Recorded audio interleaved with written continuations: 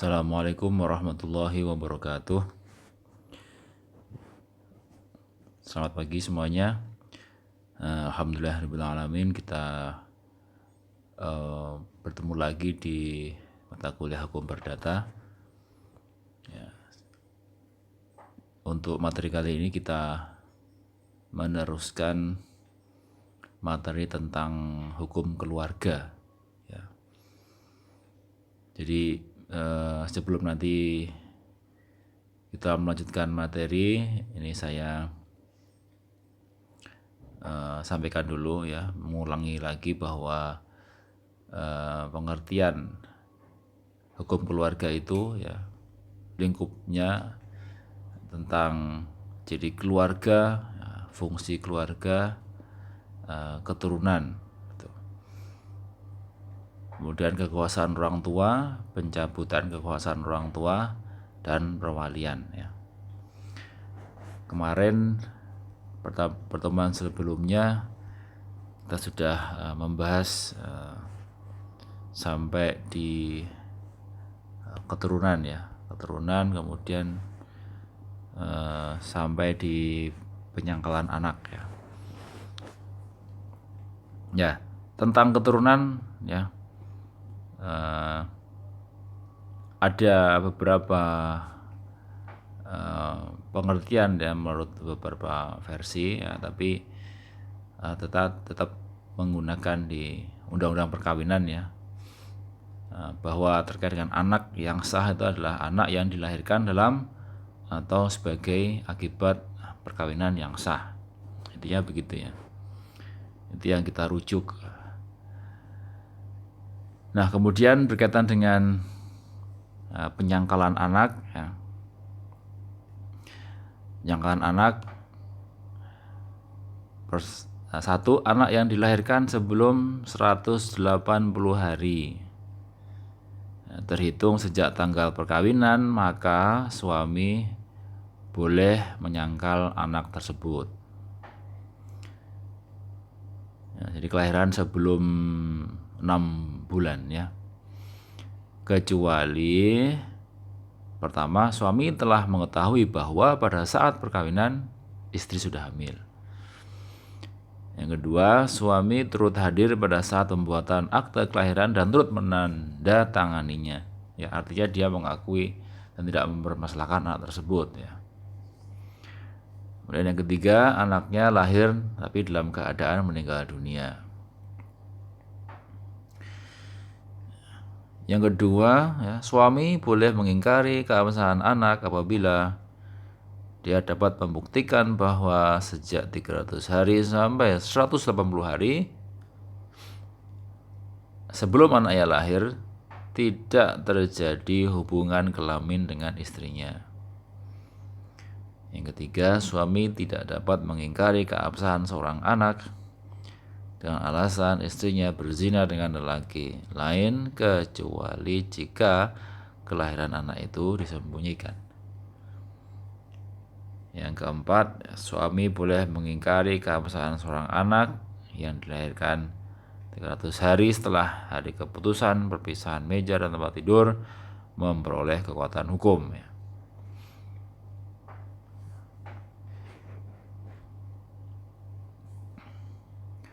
Untuk jangka waktu penyangkalan anak ya, dalam waktu 1 bulan dari lahirnya si anak, jika suami berdiam di tempat kelahiran si anak. Maksudnya kalau suami istri itu berdiam di tempat yang sama. Yang kedua, dalam waktu 2 bulan apabila si suami tidak berada dalam tempat yang sama dengan anaknya atau dengan istrinya. Yang ketiga, dalam waktu 2 bulan setelah adanya tipu muslihat tentang diketahuinya jika kelahiran anak itu disembunyikan. Itu jangka waktu penyangkalan anak. Nah, penyangkalan anak menurut undang-undang perkawinan ya, suami dapat menyangkal sahnya anak yang dilahirkan oleh istrinya bila mana ia dapat membuktikan bahwa istrinya telah berzina dan anak itu adalah akibat dari perzinahan tersebut. Nah, kemudian dalam aturan selanjutnya pengadilan itu memberikan keputusan tentang sah atau tidaknya anak atas permintaan pihak yang berkepentingan.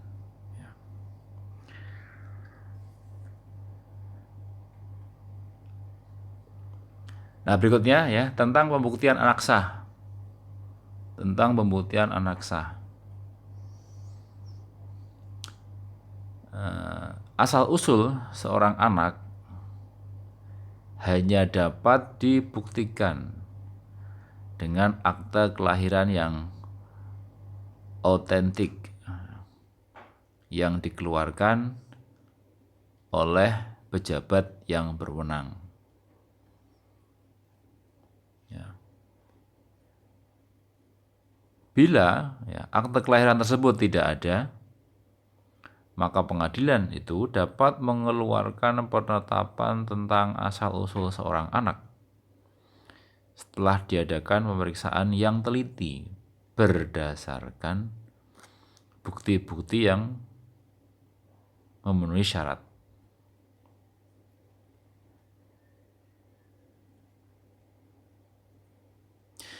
Kemudian atas dasar ketentuan pengadilan tersebut maka instansi pencatat kelahiran yang ada dalam daerah hukum pengadilan yang bersangkutan mengeluarkan akte kelahiran bagi anak yang bersangkutan. Ya, ini jadi di sini berkaitan dengan pembuktian anak yang sah itu pada intinya adalah adanya akte kelahiran. Ya, akte kelahiran. Karena di akte kelahiran itu menyebutkan berkaitan dengan bahwa ada seorang anak yang lahir pada tanggal sekian, bulan sekian, tahun sekian dari orang tua atau suami istri bernama A dan B misalkan begitu. Ya, karena jelas itu. Karena untuk membuat suatu akte kelahiran itu dibutuhkan akta nikahnya kedua orang tua. Selain akta nikah atau buku nikah akta nikah atau buku nikah, orang tua itu juga ada yang namanya surat keterangan kelahiran atau orang menyebut surat kenal lahir.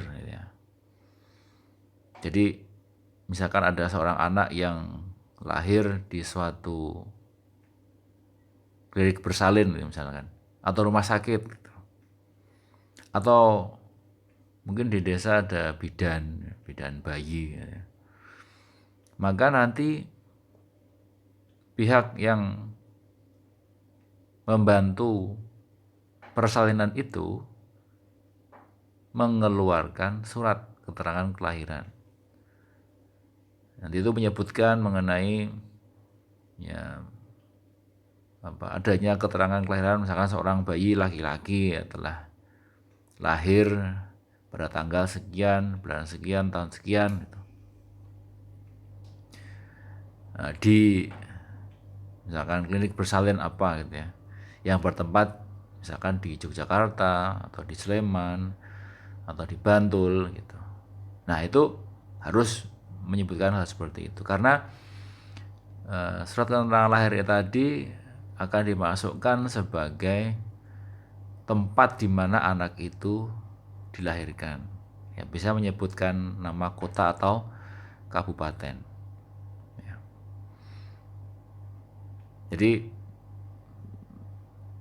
prosesnya itu atau alurnya itu nanti orang tuanya minta keterangan dari RT dan RW.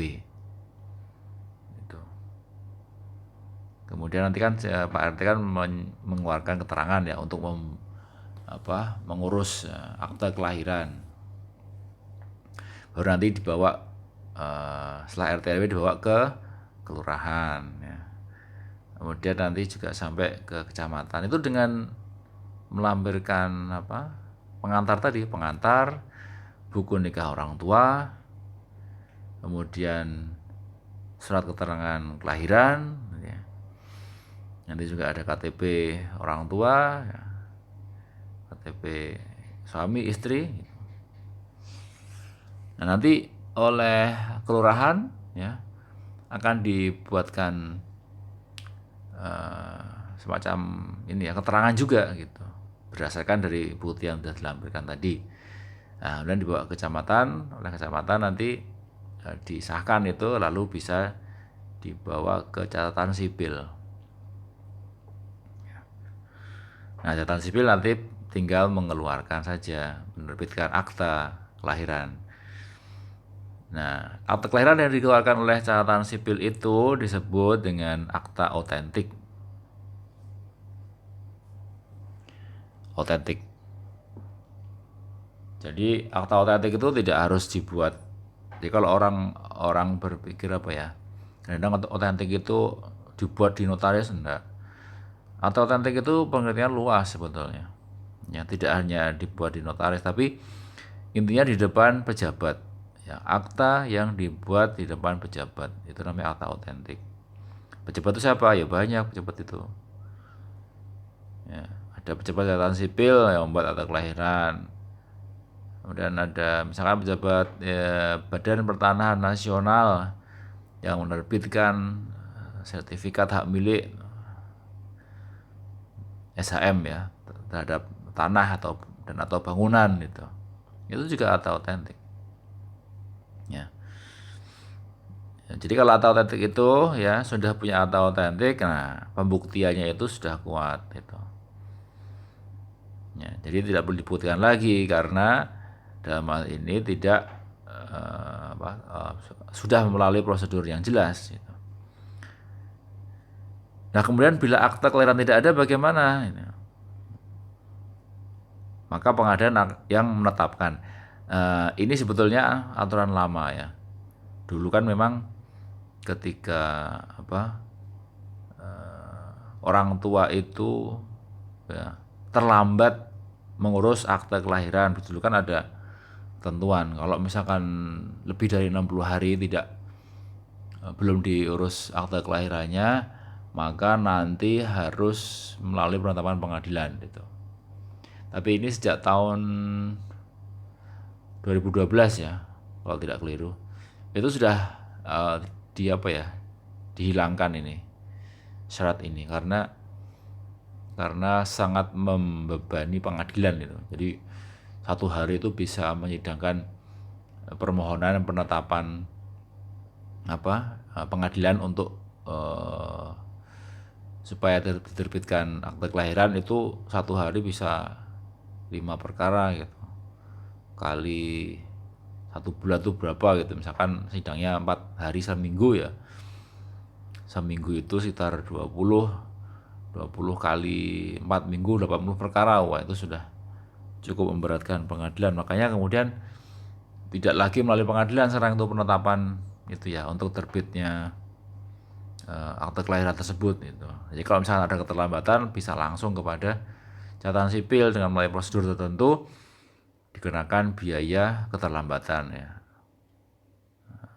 Nanti suruh bayar gitu. Nah, sekarang tidak perlu melalui pengadilan ya. Jadi kalau terlambat ya, itu cukup langsung catatan sipil dengan ada membayarkan denda ya. Jadi intinya pembuktian asah itu dengan akte kelahiran ya, intinya begitu. Kemudian ada istilah yang lainnya ya, ada anak luar kawin, ada anak sumbang, ya, ada anak zina gitu. Ya.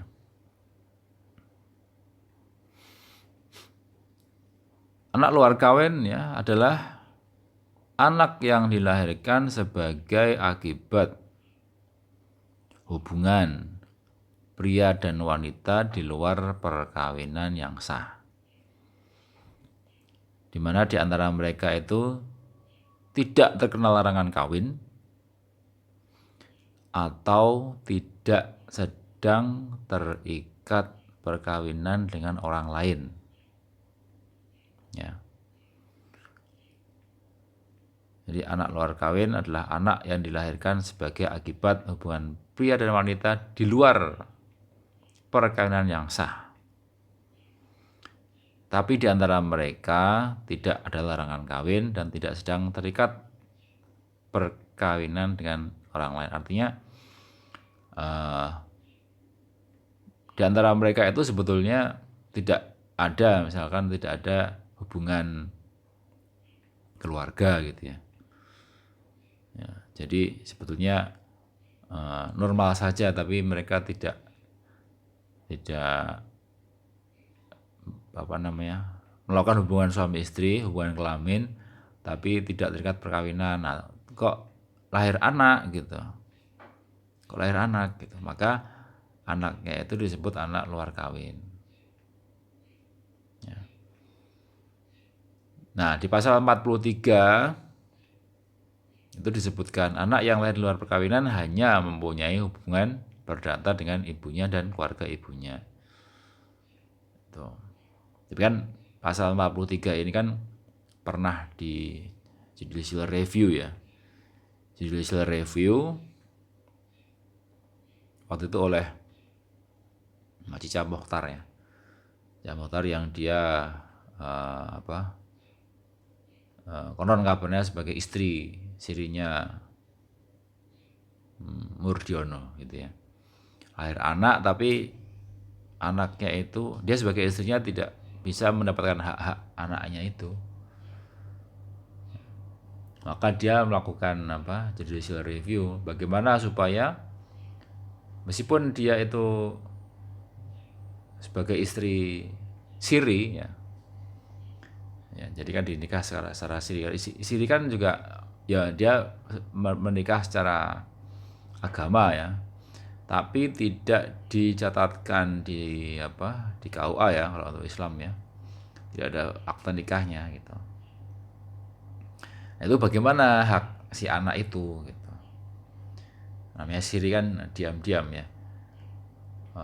Kemudian dia melakukan judicial review dan oleh Mahkamah Konstitusi waktu itu hakimnya Profesor Mahfud itu dikabulkan dan berdasarkan keputusan dari Mahkamah Konstitusi pasal 43 Undang-Undang Perkawinan itu jadi harus dibaca bahwa anak yang dilahirkan di luar perkawinan ya mempunyai hubungan perdata dengan ibunya dan keluarga ibunya serta ya, dengan laki-laki sebagai ayahnya. Ya, sepanjang itu dapat dibuktikan dengan ilmu pengetahuan dan teknologi atau alat bukti lain. Nah, gitu. Menurut hukum yang mempunyai hubungan darah. Ya, termasuk hubungan perdata dengan keluarga ayahnya. Ya misalnya dengan tes DNA misalkan begitu. Itu bisa. Ya. Nah, masalahnya kan gini, kalau keluarga ayahnya itu menyangkal lah, itu baru kemudian jadi sengketa. Ya, sengketa dan kemudian memohonkan penetapan bahwa ini adalah anak dari laki-laki tersebut meskipun tidak ada perkawinan yang sah gitu ya. Tapi kalau keluarga ayahnya itu mengakui ya sudah, tidak perlu ada upaya hukum ya lebih lanjut ya dengan tes DNA gitu. Ya, jadi kalau misalkan dibuktikan itu kalau sepanjang keluarga ayahnya tidak mengakui misalkan begitu.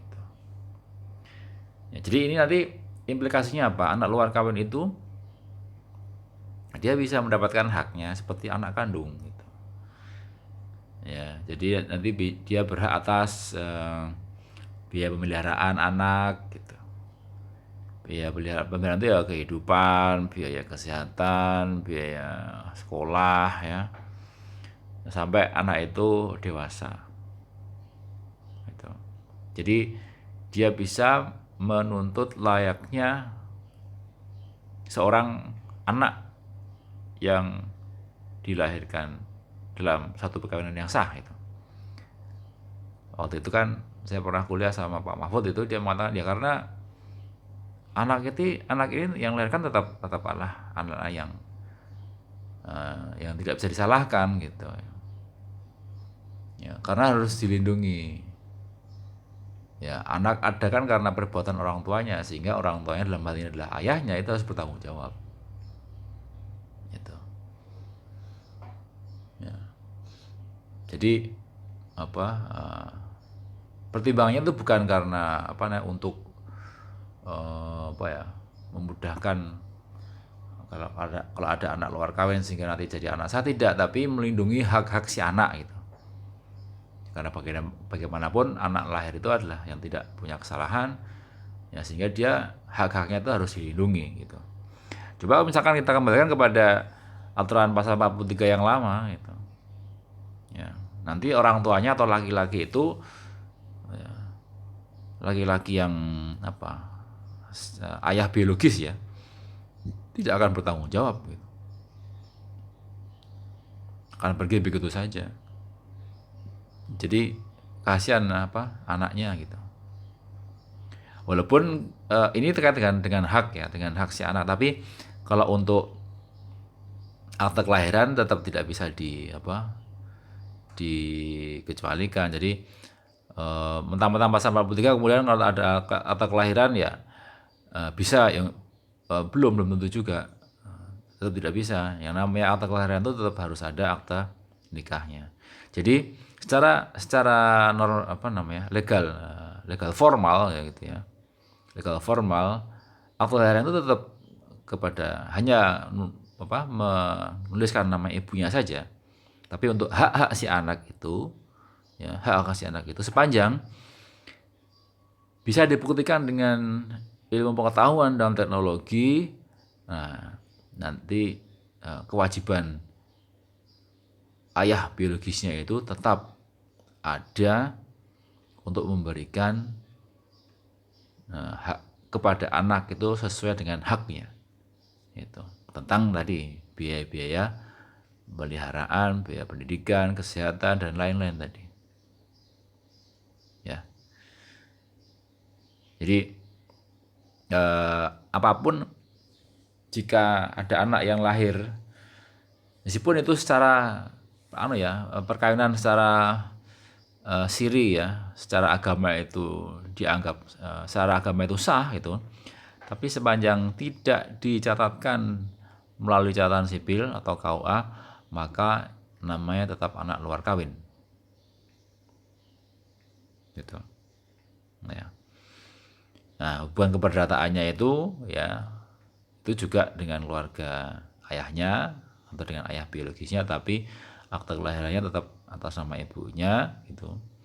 Tapi tidak bisa dianggap sebagai anak yang sah. Ini semata-mata hanya untuk melindungi kepentingan si anak berkaitan dengan haknya untuk mendapatkan hak penghidupan ya, yang layak ya sampai dia dewasa. Ya. Yang kedua ya, ada anak sumbang. Anak sumbang. Anak sumbang adalah anak yang dilahirkan sebagai akibat hubungan pria dan wanita di luar perkawinan yang sah, di mana di antara mereka itu dilarang untuk melangsungkan perkawinan. Ya. Jadi di sini ada perbedaannya. Kalau tadi kan anak luar kawin itu lahir di luar perkawinan, tetapi laki-laki dan perempuannya itu tidak ada larangan kawin. Nah, kalau di anak sumbang ini ya, akibat hubungan kelamin pria dan wanita di luar perkawinan, tapi di antara mereka itu ada larangan kawin gitu. Nah, maksudnya begini, misalkan ya, laki-laki dan perempuan tapi mereka ada hubungan saudara, jadi misalkan saudara kandung gitu, kan nggak boleh itu ya. Laki-laki kakaknya laki-laki sebagai kakaknya, perempuannya sebagai adiknya, adik kandung, kok mereka kemudian melakukan hubungan kelamin kemudian mendapat lahir anak gitu. Ya, atau kan ada juga hubungan sepersusuan gitu ya. Itu kan juga tidak boleh ya. Makanya kok ada yang ada namanya donor donor ASI gitu ya, itu harus hati-hati itu orang tuanya ya. Misalkan yang anaknya itu yang disusui itu taruhlah anaknya laki-laki, nah yang punya donor ASI itu ya anaknya dia punya anak perempuan, nah itu harus hati-hati besok kalau sudah dewasa, dia nggak boleh kawin gitu, karena sepersusuan. Atau orang tua dengan anak kandungnya gitu, itu kan juga tidak boleh kawin ya. Itu sering disebut dengan incest namanya, incest ya. Jadi adanya suatu perkawinan yang ya terlarang karena adanya hal seperti itu ya. Nah, jika ada pria dan wanita gitu ya melakukan hubungan suami istri yang sebenarnya dilarang untuk melakukan perkawinan, nah itu dalam undang-undang disebut dengan anak sumbang. Nah, pada dasarnya bisa tidak diakui gitu ya, kecuali apabila orang tua dari anak sumbang memperoleh dispensasi dari pengadilan untuk bisa melangsungkan perkawinan. Nah, maka si anak sumbang dapat diakui pada saat perkawinan di antara dua orang tuanya. Ini yang sulit itu ya, tapi ya di masyarakat banyak terjadi gitu, terkait dengan anak sumbang ini ya. Jadi saya kira banyak contohnya itu di masyarakat ya, berkaitan dengan hal itu ya. Kemudian yang berikutnya ada anak zina ya. Jadi anak yang dilahirkan sebagai akibat hubungan pria dan wanita di luar perkawinan yang sah di mana salah satu atau kedua-duanya itu terikat dalam perkawinan dengan pihak lain ya. Nah, kalau anak zina ini tak dapat diakui ya, dan tidak ada upaya hukum untuk peningkatan statusnya. Nah, jadi kalau anak zina ini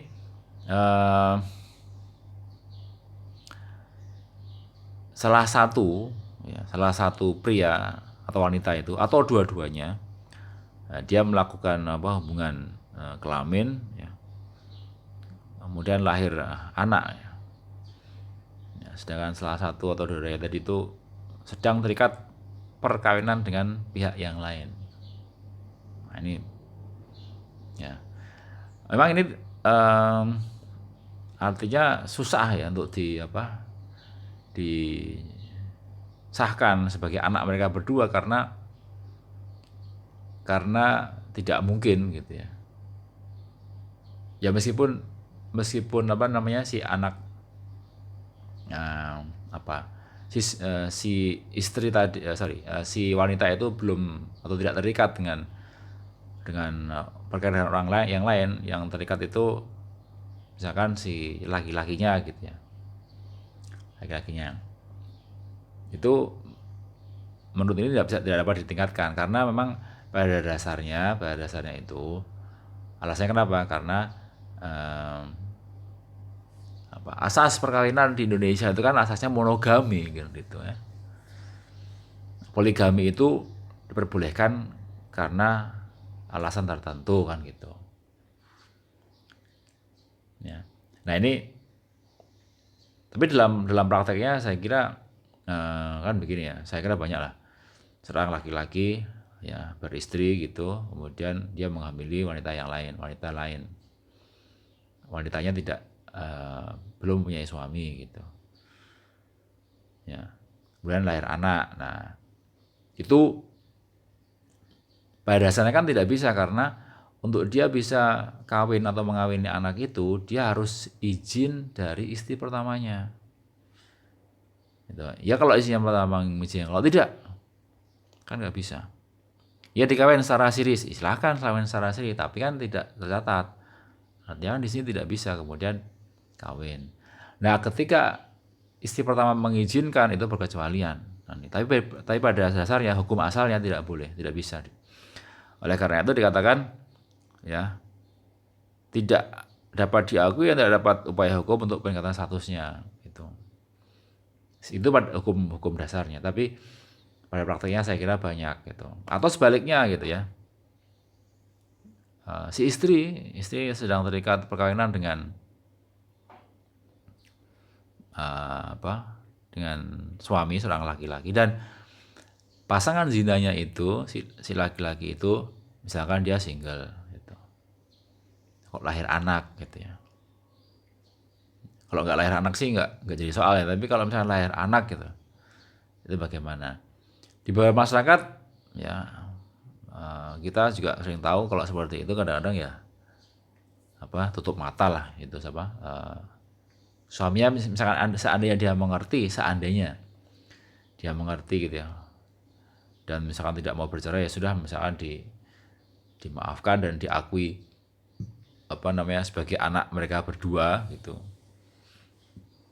pakai akte kelahiran yang ada, meskipun secara biologis dia bukan ayah kandungnya gitu, secara biologis ya, tapi untuk melindungi hak si anak sepanjang suami sahnya itu dia rela, misalkan dia tahu bahwa anak itu bukan anak biologisnya, tapi sepanjang itu dia rela, maka itu bisa jadi anak sah mereka berdua, anak dalam perkawinan gitu ya, karena memang lahir dalam perkawinan ya, meskipun secara biologis itu bukan anak kandungnya laki-laki tadi. Jadi macam-macam memang ya. Dan terkait dengan bagaimana hal itu ya, saya kira di masyarakat sudah banyak sekali lah kejadian-kejadian dan fenomena yang terjadi seperti itu.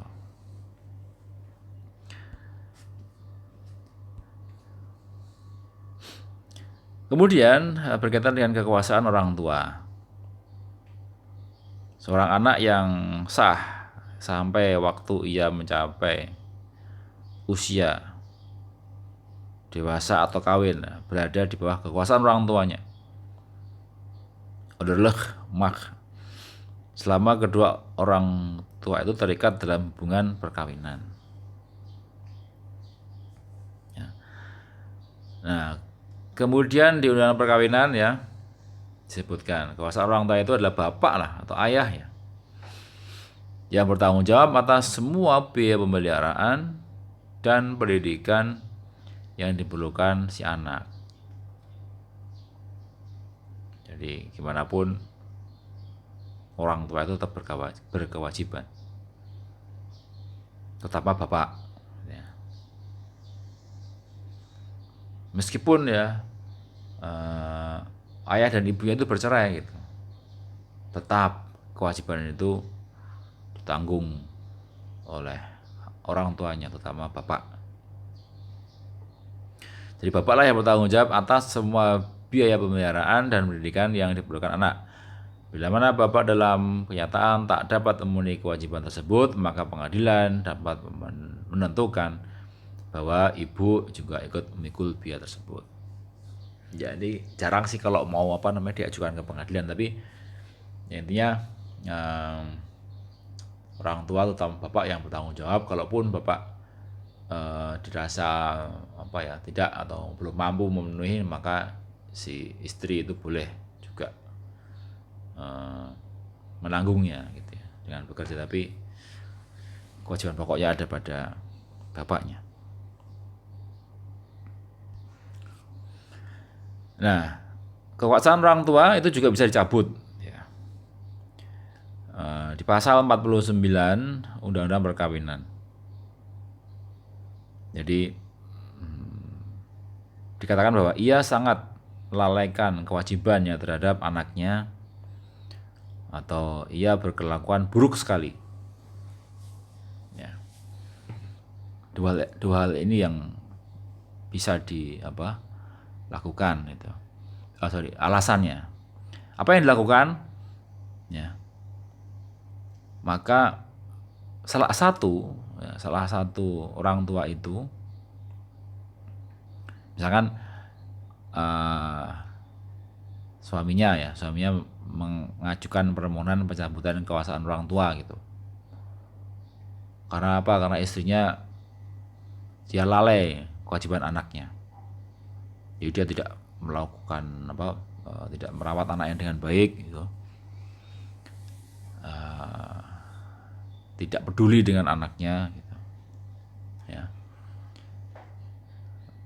Tidak mau, kalau Jawanya itu tidak mau ngopeni ya, gitu. Dan berkelakuan buruk, misalnya dia selingkuh, misalkan dia suka mabuk-mabukan gitu ya. Karena ini ada yang wanita seperti itu, ada. Atau laki-lakinya yang begitu juga banyak gitu ya. Nah, kemudian salah satu itu bisa melakukan itu permohonan pencabutan kekuasaan orang tua, atau yang melakukan permohonan itu misalnya keluarga yang lainnya, karena kedua orang tuanya anak itu semuanya lalai. Ya. Tapi dalam prakteknya saya belum pernah menjumpai ini pengajuan ini secara khusus ya. Yang pernah itu begini, jadi ada seorang perempuan, wanita itu mengajukan gugat cerai ya, dengan alasan karena si suaminya itu sering menyakitinya dengan kata-kata gitu. Jadi, suaminya dituduh melakukan kekerasan verbal gitu ya. Nah, dia mengajukan cerai. Nah, ternyata kata suaminya, justru istrinya itulah yang tidak bisa melakukan fungsinya sebagai seorang istri dengan baik, ibu dengan baik gitu. Nah, jadi gini, kebetulan istrinya itu kan sedang sekolah S2 di Australia. Ya, di Australia jarang pulang toh. Sekalinya pulang ke Indonesia, bukannya nengok anaknya, tapi malah dia tinggal di tempat kosnya temennya gitu. Gak pernah nengok anaknya.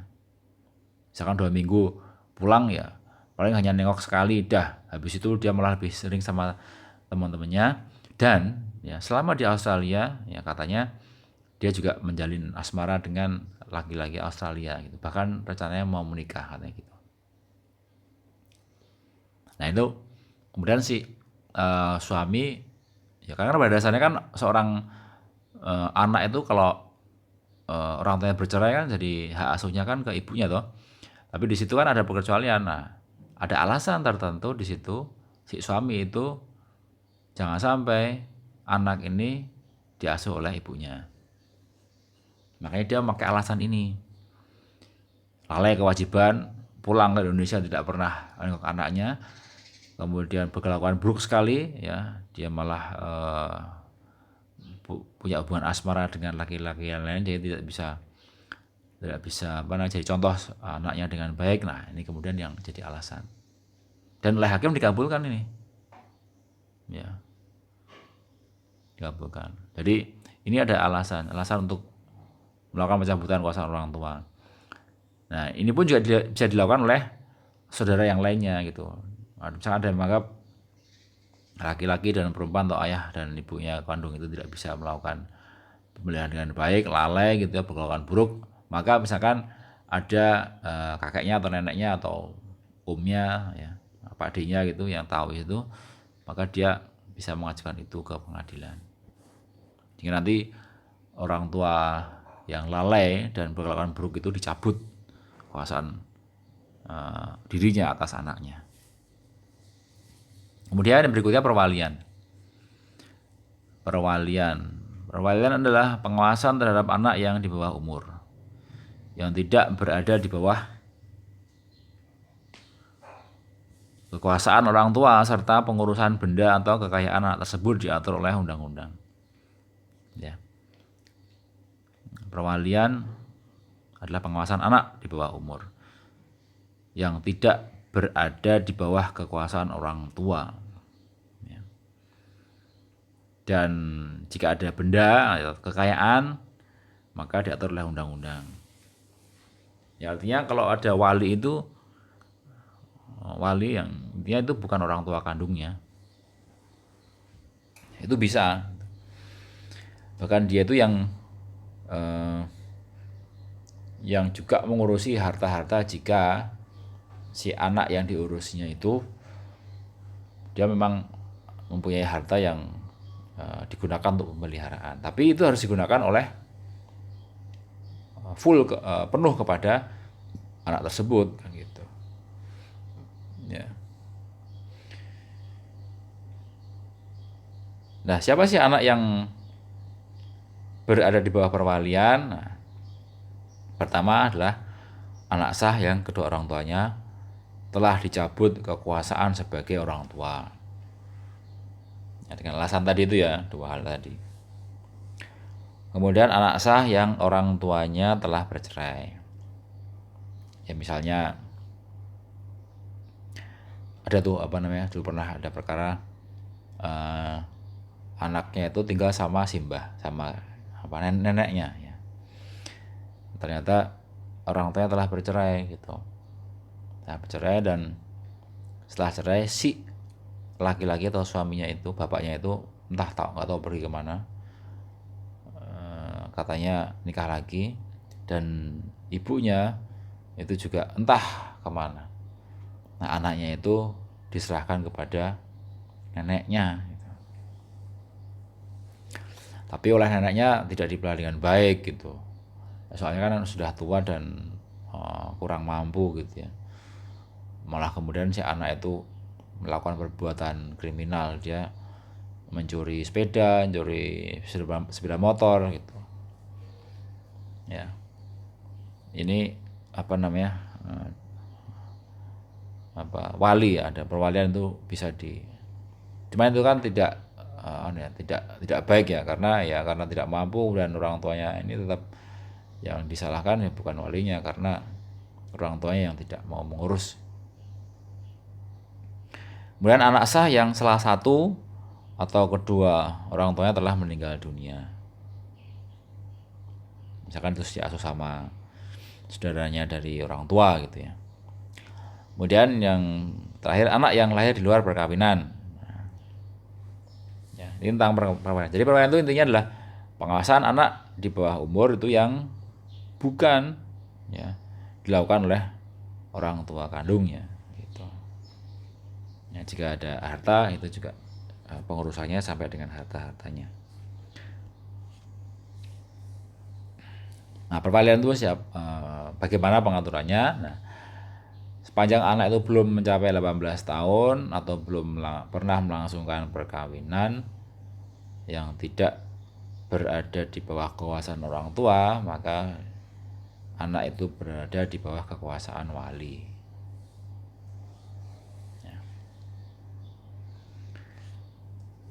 Nah, perwalian itu bisa ada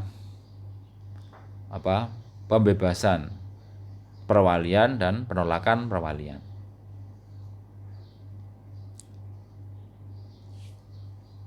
Nah, kalau misalkan ada seorang anak yang dalam perwalian seseorang ya, maka perwalian itu bisa dibebaskan. Ya, apabila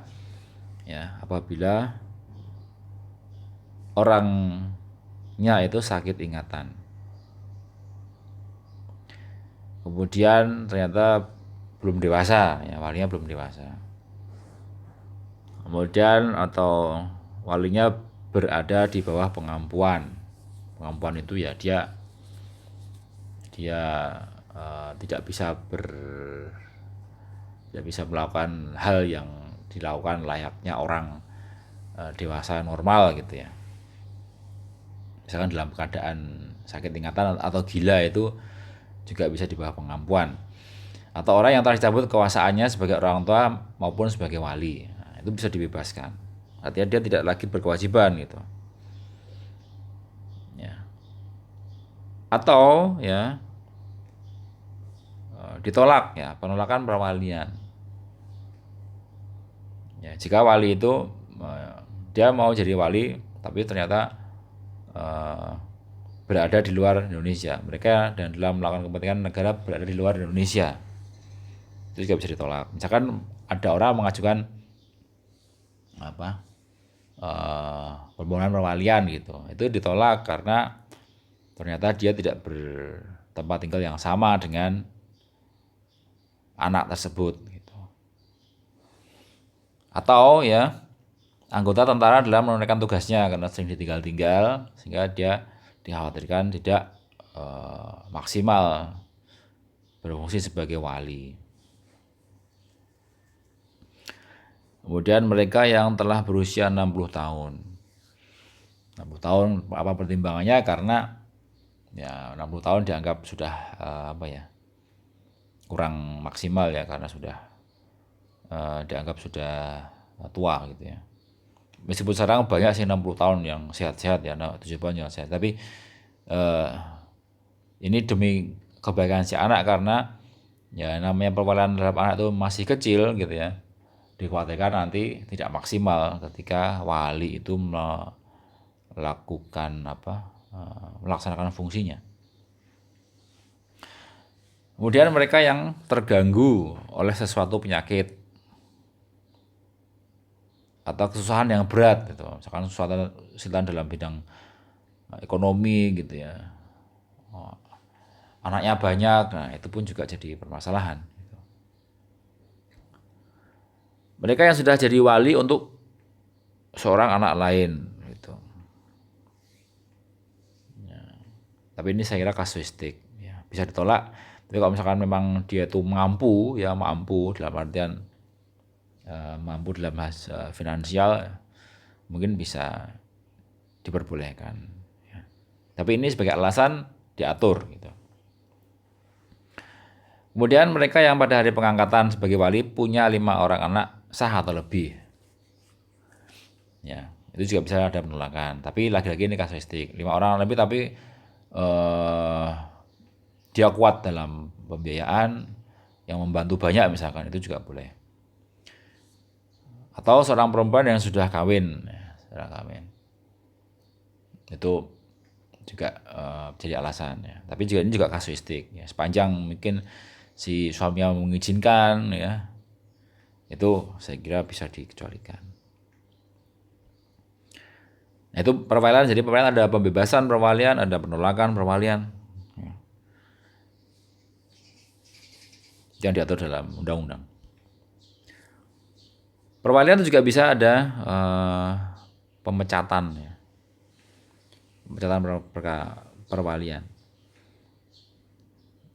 Kalau dalam undang-undang perkawinan ya, kalau di dalam BW ya alasannya itu ya berkelakuan buruk sekali ya, tidak cakap dalam menunaikan perwalian, dia menyalahgunakan kekuasaan ya dalam keadaan pailit ya.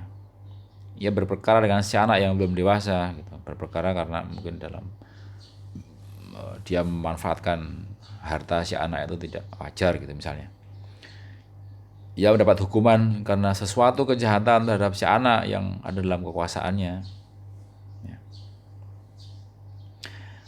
Dalam undang-undang perkawinan ya, perwalian itu pun juga bisa dicabut. Jadi kalau dulu di BW namanya pemecatan, tapi dalam undang-undang perkawinan pencabutan ya, karena undang-undang perkawinan yang sudah mengatur, maka dalam BW itu dikesampingkan gitu ya, karena kan berlaku asas lex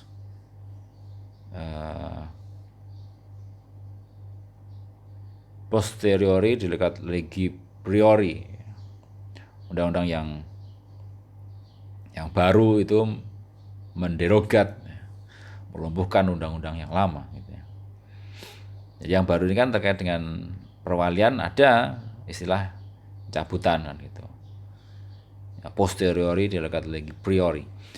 Wali dapat dicabut dari kekuasaannya dalam hal-hal ia sangat melalaikan kewajibannya terhadap anak yang di bawah penguasaannya dan ia berkelakuan buruk sekali. Intinya begitu.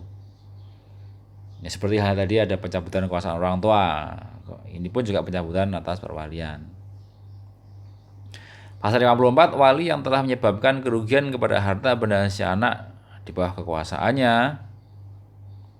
ya, dia ternyata memanfaatkan harta si anak tadi itu harusnya digunakan demi kepentingan si anak, malahan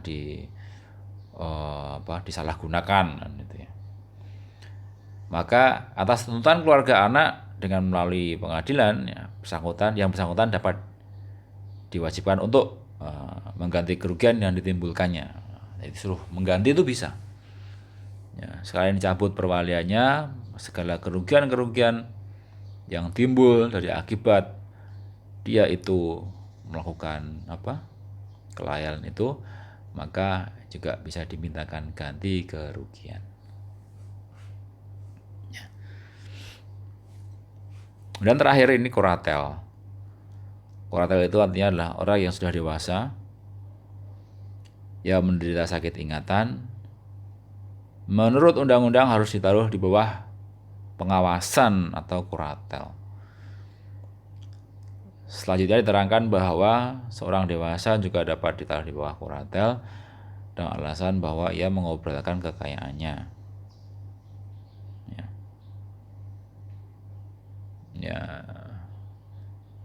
Ya ini seperti halnya tadi perwalian ya, perwalian. Jadi kalau dalam itu pengampu gitu. Dewasa tapi dia sakit ingatan, maka dia harus diawasi oleh walinya. Walinya siapa? Nanti pengadilan yang menetapkan. Ya. Dulu pernah ada juga begini ada perkara juga.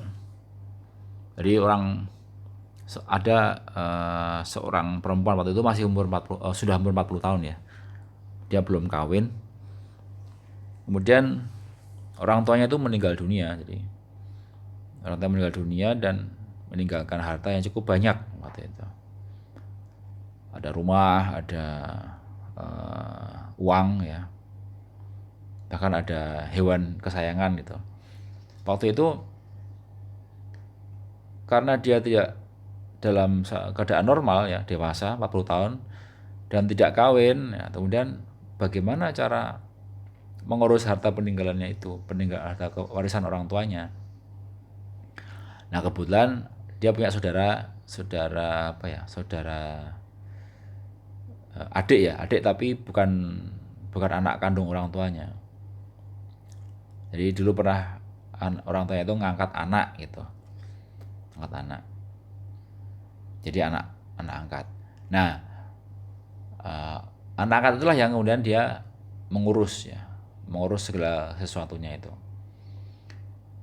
Sampai mengurus harta warisan atau peninggalan dari orang tuanya. Bahkan dulu waktu sampai kan harus mencairkan di bank ya.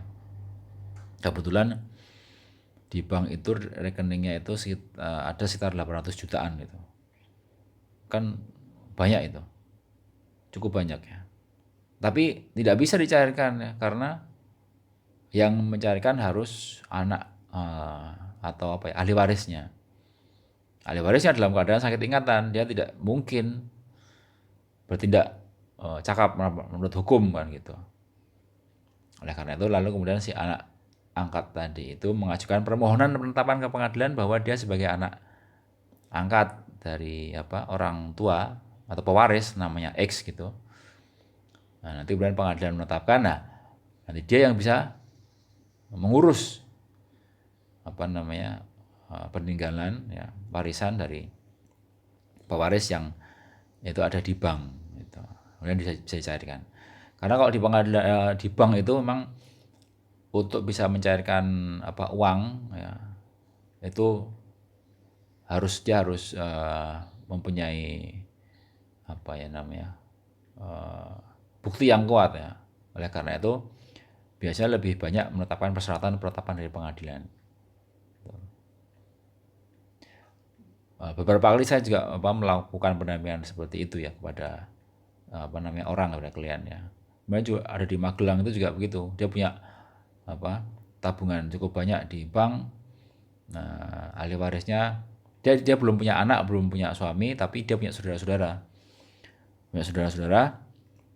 Maka nanti ahli warisnya itu kakak-kakaknya itu. Nah, untuk bisa mencairkan uangnya di bank, bank itu mensyaratkan ada penetapan pengadilan. Ya, oleh karena itu kami mengajukan itu permohonan ke pengadilan supaya uang simpanan dari pewaris itu di rekening bank ini, nomor rekening ini ya bisa dicairkan kepada ahli warisnya yang tersebut dalam penetapan pengadilan.